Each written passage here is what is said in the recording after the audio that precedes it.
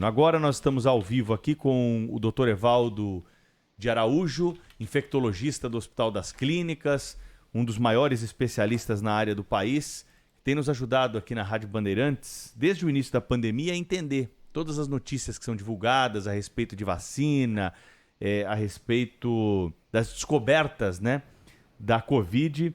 O Dr. Evaldo está ao vivo conosco aqui para conversar um pouco sobre essa nova gripe, sobre a Covid, sobre esses números que estão aumentando.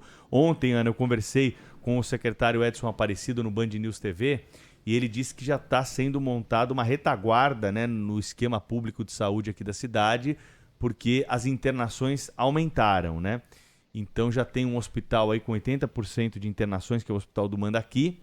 Se chegar a 90%, o Guarapiranga já está pronto para receber pacientes que tenham aí dificuldade respiratória e precisem de um suporte hospitalar para superar a doença. Doutor Evaldo, como vai? Tudo bem? Bom dia. Bom dia. Bom dia, Pedro. Bom dia, Ana. Um prazer estar com vocês aqui nesse dia tão especial. É certo dizer que hoje a gripe mais forte preocupa mais do que a Covid em São Paulo? Não, Pedro. Eu penso que essa gripe ela é um problema bem pontual. Nós vamos ter aí esse sofrimento de algumas pouquíssimas semanas, que é a característica da gripe, mas a Covid ela segue firme e pior, ela está surgindo junto à gripe. Então, essa onda de sintomáticos respiratórios que nós temos, em grande parte, ela é devida também à Covid, e a gripe vai passar e a Covid, lamentavelmente, vai seguir. Então, um é um problema pontual, preocupa, evidentemente, e a outra é um problema com o qual a gente já vem lidando e que está começando aquilo que a Organização Mundial da Saúde chamou de tsunami de novos casos de Covid, e, lamentavelmente, não vai ser diferente aqui no Brasil. Já está sendo, inclusive. Agora, muitos médicos, doutor, falam que quando as pessoas falavam que as pessoas iam começar a circular, ter um contato muito maior e que isso elevaria os casos, que seria um movimento aceitável até um certo ponto. E de um movimento muito grande nessa curva de contaminação, a gente deveria ligar um alerta, senão seria algo até normal, uma espécie de ajuste. O senhor acha que a gente está nesse momento ou a gente está num momento que exige uma preocupação maior em relação a essa alta de contágios? Eu acho que a gente perdeu o controle, Ana Paula. O Brasil já vem há algumas semanas com seus dados epidemiológicos absolutamente bagunçados. Nós temos muita dificuldade na ponta de fazer o registro de casos, porque você precisa entrar numa plataforma oficial e essa plataforma tem tido muitos problemas técnicos para ser contabilizado. Então, você está tendo, nesse momento, uma subnotificação. Então, o Brasil, historicamente, já subnotifica. Nesse momento, subnotifica mais ainda, e nós estamos tendo falta de teste, falta de controle absoluto. Então, eu penso, Ana Paula, que nós não estamos numa fase de uma transição epidemiológica para alguma coisa que seria aceitável, como, por exemplo, conviver com uma Covid endêmica.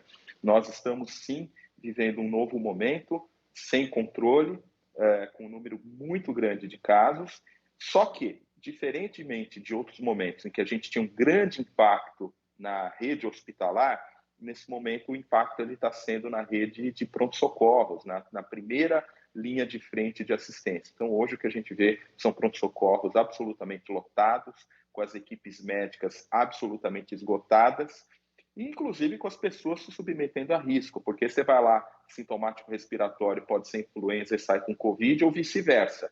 Então, é um momento muito complexo mesmo. E lembrando que há uma sequência lógica. Primeiro, você tem as infecções. Depois, você tem as internações. E, por fim, os óbitos. Nós não sabemos ainda se a gente vai ter um grande impacto em internação e óbito, mas as próximas semanas serão chave para nos mostrar isso aqui no Brasil. Doutor Evaldo, quem tem essa gripe mais forte pode ser infectado também com Covid? A pessoa pode ter os dois vírus ao mesmo tempo? Era só o que faltava se pudesse, né? Mas dá? Normalmente, Pedro, existe um princípio de que um vírus ele antagoniza o outro. Dificilmente existe uma guerra biológica no corpo da gente e um vírus ele consegue normalmente controlar o outro. É difícil que a gente tenha essa situação concomitante, mas ela pode ocorrer sequencialmente, sobretudo porque quando a gente sai de um quadro infeccioso, nosso sistema imunológico está, embora mais ativo para lutar contra um vírus, a gente fica um pouquinho mais deprimido em outros aspectos. Então, é difícil que ocorram as coisas simultaneamente, não é impossível, mas é difícil, mas sequencialmente sim, é possível que ocorra.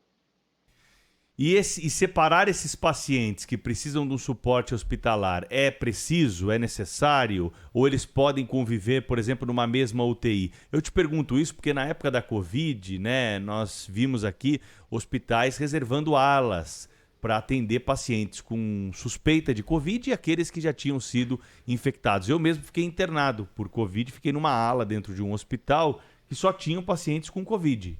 Agora, é preciso fazer isso? É preciso separar o paciente que tem Covid do paciente que tem essa gripe mais forte e precisa de oxigênio, precisa das máquinas do hospital para enfrentar o vírus e voltar às suas atividades? Vamos lá, Pedro. Nós temos o cenário possível e nós temos o cenário ideal.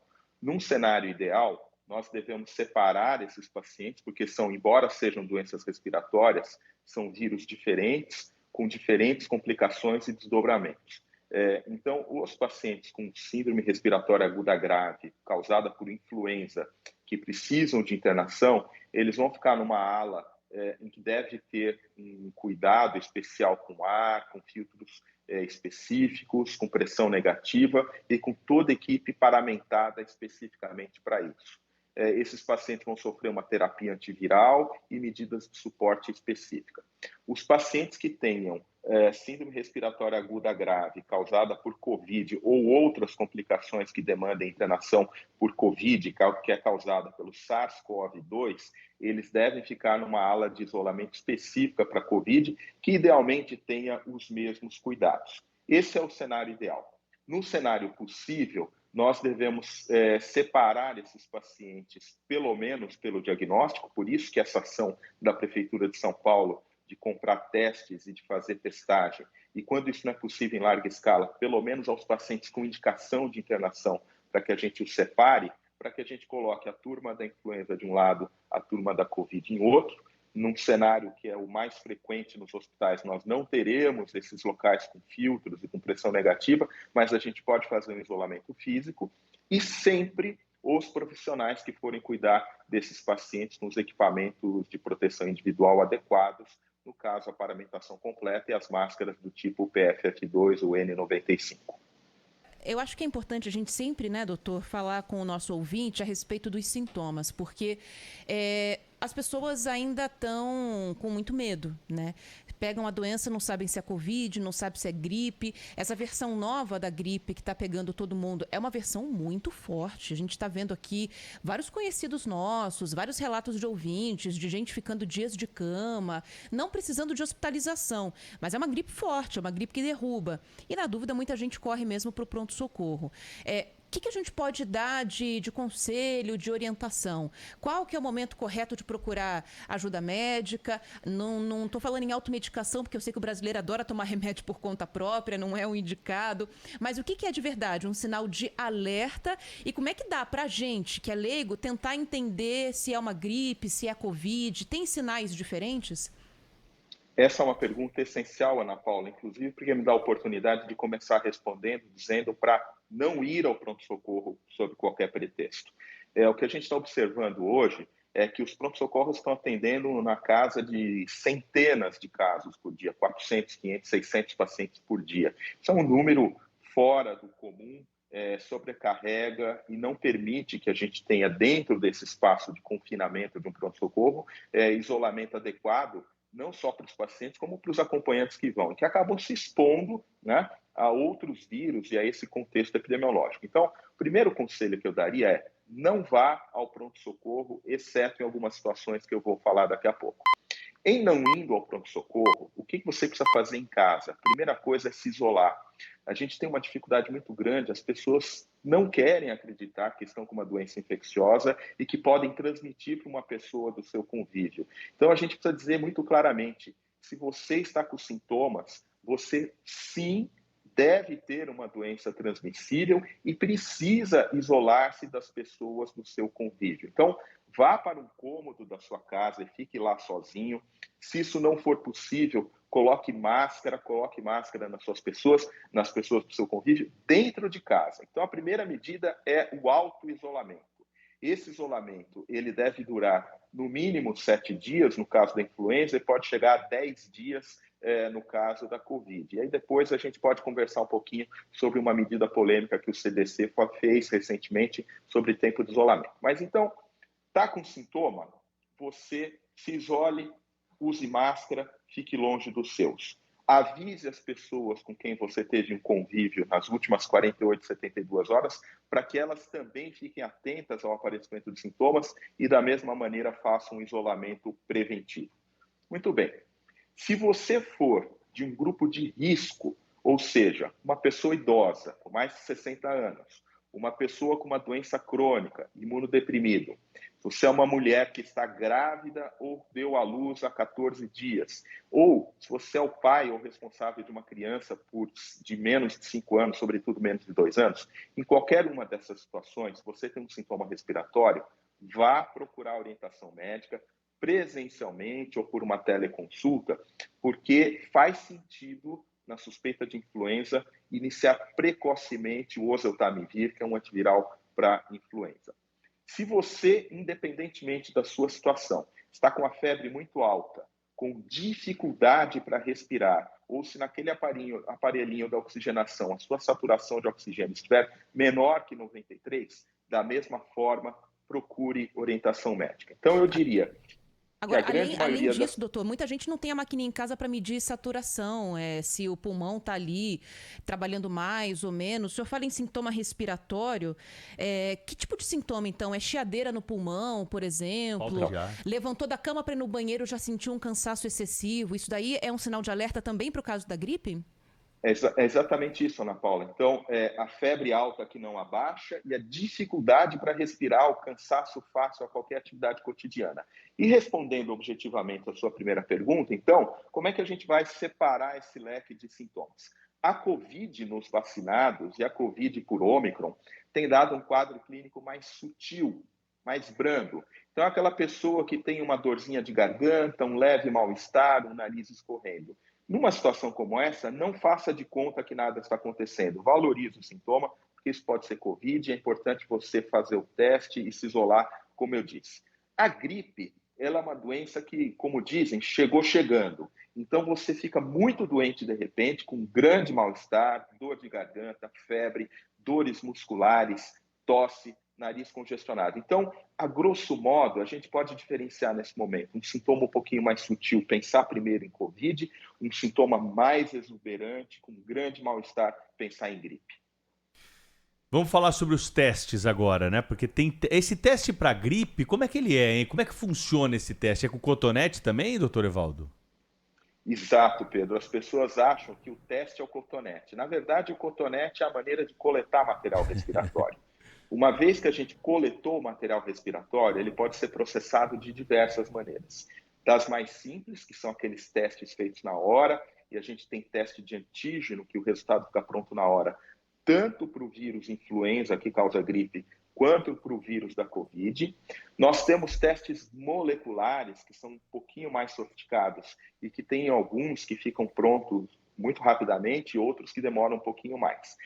Na prática, Pedro, o que os pronto-socorros e os serviços públicos têm utilizado é o teste de antígeno, que fica pronto na hora, você faz uma triagem, estando positivo e dependendo da gravidade, você colhe uma nova amostra para fazer o teste molecular mais sensível, porém, a mensagem que fica é, se der positivo, acredite no teste, isole-se, você já tem um diagnóstico no caminho. Porém, se der negativo, mas a suspeita clínica é de que existe uma doença, mantenha o cuidado do isolamento e vá fazer um teste mais sensível, mais sofisticado, que é esse teste molecular.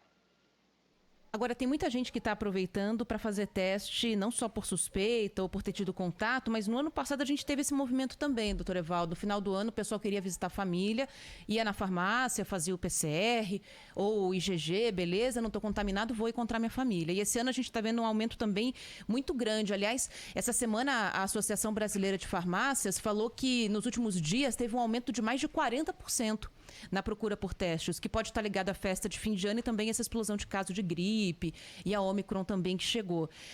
Para quem quer fazer esses testes, doutor, qual que é a orientação para você de fato não achar que está com um exame negativado mesmo e no fundo você está contaminado? Qual que é o risco de você confiar 100% num teste como esse para participar de uma festa, por exemplo? Olha, Ana Paula, eu vou me acusar aqui de culpado, porque eu sou um dos que divulga muito a questão da testagem, que acho que é essencial. Então, você pode fazer o teste em dois momentos. Um, se você está sintomático, e esse é o pior momento porque você está sintomático. E o outro, se você está assintomático. E eu quero enfatizar que muitas vezes as pessoas têm Covid sem sintomas. Como é que a gente vai interpretar esse teste? O teste, falando um pouquinho aqui da Covid, ele vai mostrar se você, naquele momento, está transmitindo o vírus.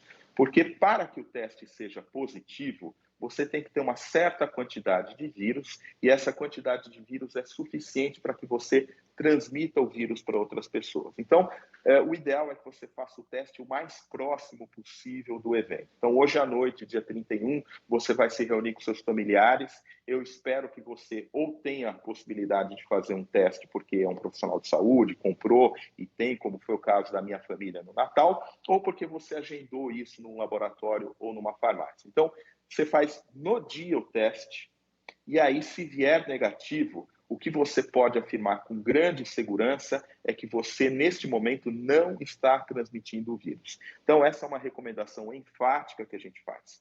Todos os grandes eventos de aglomeração, todas as atividades cotidianas, todas as reuniões familiares, num momento de crise como esse que a gente está vivendo, eles deveriam ter como uma política pública a testagem frequente ou pelo menos a testagem antes da realização disso. Isso diminui significativamente a transmissão, mas não impede e não nos desobriga das demais medidas de proteção, como, por exemplo, o uso de máscara e ficar em ambientes que estejam arejados e com certo distanciamento, mas nos dá muita segurança.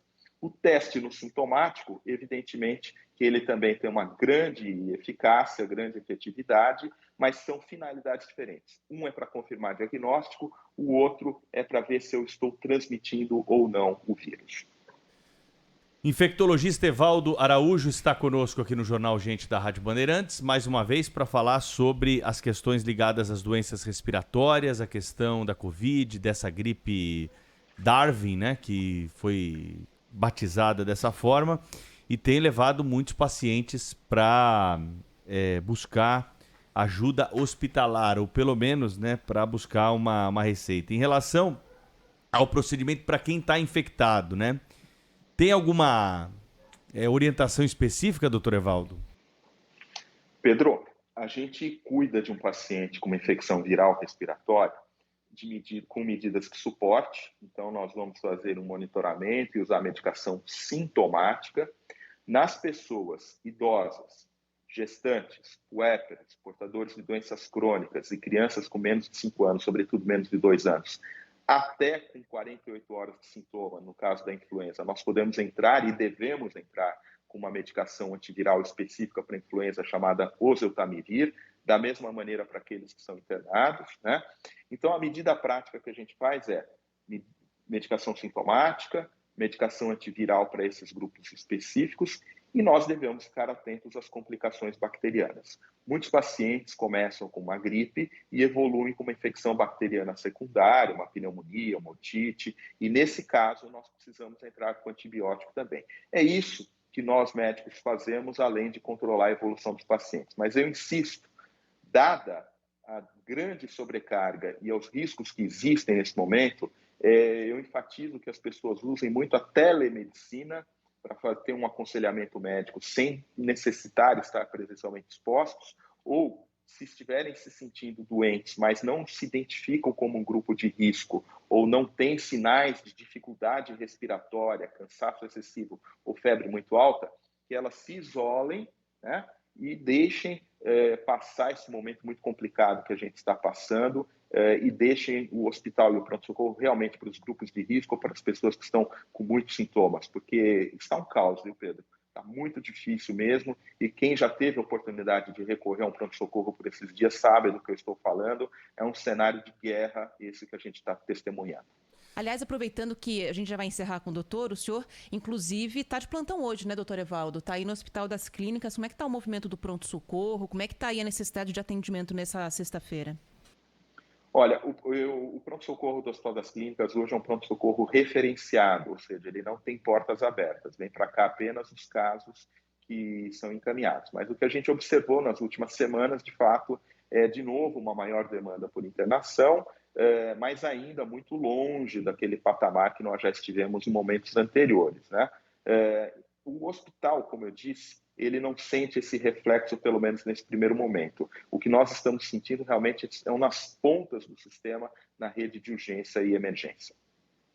Professor Evaldo Araújo, um feliz 2022 para o senhor, para toda a sua família, né? Que possamos estar juntos aqui na Rádio Bandeirantes cada vez mais, porque é importante ter profissionais da sua magnitude aqui para explicar todos esses assuntos de uma forma tão didática que acaba sendo compreendida com facilidade por toda a audiência. Foi um prazer tê-lo conosco ao longo desse ano aqui. Esperamos renovar aí os votos para que o senhor volte no ano que vem aqui a nossa programação, sempre para ajudar a esclarecer esses assuntos relacionados à infectologia para os nossos ouvintes. Um abraço. Cuide-se, doutor. Até a próxima. Até a próxima. Feliz ano novo para vocês e a todos os ouvintes. Muito obrigado.